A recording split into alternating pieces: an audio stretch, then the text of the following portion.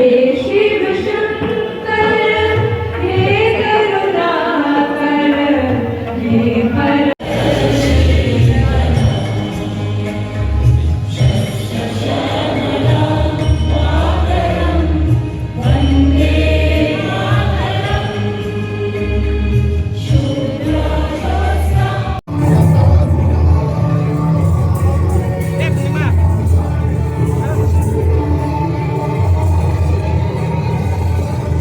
জয় নিয়ে তো আমাদের কোনো শঙ্কা নেই বা সংশয়ও নেই।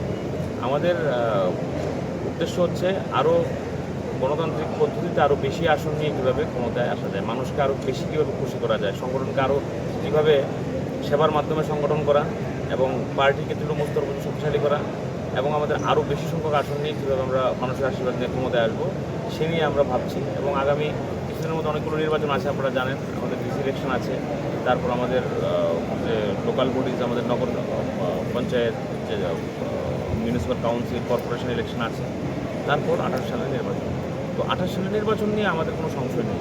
যারাই এখন বলছে অনেক কিছু, তাদেরকে মানুষ দেখেছে বিগত দিনে কী করেছে, আর বর্তমানে ভারতীয় জনতা পার্টিকেও দেখছে।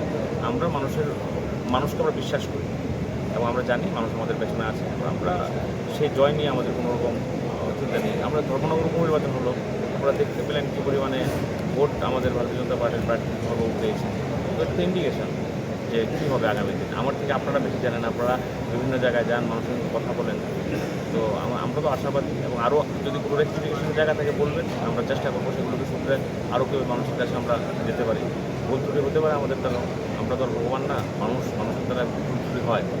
যদি কিছু এরকম দেখেন আপনারা বলবেন, আমরা খুব স্পোর্টিংলি বিষয়টা নেবো এবং ওটার উপর কাজ করবো কীভাবে সেটাকে ঠিক করা যায়।